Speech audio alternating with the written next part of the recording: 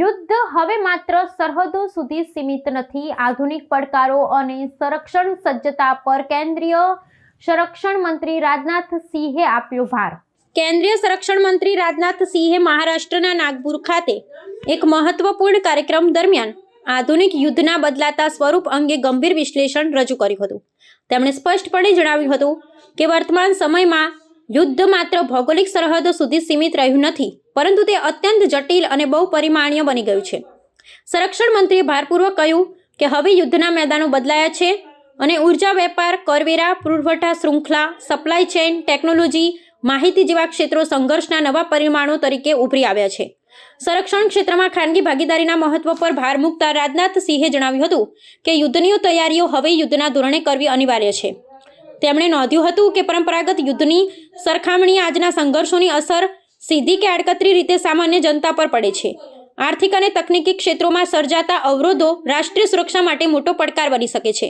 આ બદલાતા પ્રવાહોને ધ્યાનમાં રાખી ભારત સરકાર સંરક્ષણ ઉત્પાદનમાં આત્મનિર્ભરતા લાવવા ખાનગી ક્ષેત્રના સહયોગથી અત્યાધુનિક સંસાધનોનું વિકાસવા માટે કટિબદ્ધ છે. આગામી વ્યૂહરચના અંગે માહિતી આપતા તેમણે કહ્યું કે ભારત વર્ષ 2019-30 સુધીમાં સંરક્ષણ નિકાસનો લક્ષ્યાંક 50,000 કરોડ રૂપિયા સુધી લઈ જવા માંગે છે. તેમણે ઓપરેશન સિંધુનો ઉલ્લેખ કરતા ભારતીય સેનાની તકનીકી સજ્જતા અને સચોટતાના વખાણ કર્યા હતા. સંરક્ષણ મંત્રીએ અંતમાં ઉમેર્યું હતું કે વૈશ્વિક સ્તરે આવતા આ પરિવર્તનો વચ્ચે ભારત પોતાની સરહદો પર સતર્કતા ઘટાડશે નહીં, પરંતુ નવા પ્રકારના અદ્રશ્ય ખતરાઓનો સામનો કરવા માટે પોતાની સૈન્ય શક્તિ અને તકનીકી ક્ષમતામાં સતત વધારો કરતું રહેશે. और आज अगर हम चारों ओर नजर डालें तो तरह तरह के युद्ध दिखाई हमको देते हैं. कुछ संघर्ष ऐसे हैं जो कई वर्षों से चल रहे हैं, रशिया यूक्रेन, कुछ महीनों से जारी हैं, कुछ ऐसे भी हैं जो केवल कुछ घंटे तक ही चले हैं. ऐसे कई युद्ध हुए हैं, चल भी रहे हैं. कुछ ऐसे भी हैं जो बीच बीच में रुकते हैं और फिर अचानक फिर से युद्ध होने लगते हैं.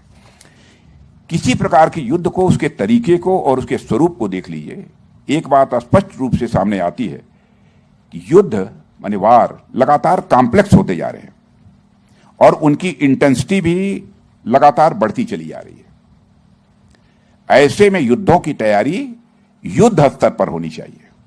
ऐसे में युद्धों की तैयारी युद्ध स्तर पर होनी चाहिए, मैं ये चाहता हूं.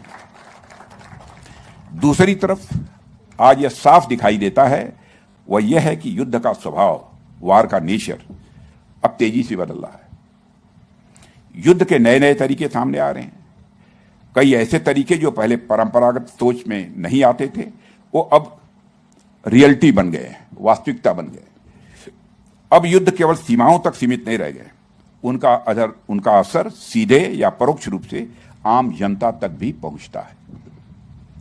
एनर्जी हो, ट्रेड हो, टैरिफ हो, सप्लाई चेन्स, टेक्नोलॉजी और इंफॉर्मेशन जैसे क्षेत्र भी अब संघर्ष के नए डायमेंशन बन चुके हैं, जिनके बारे में पहले शायद कल्पना भी नहीं की जाती थी.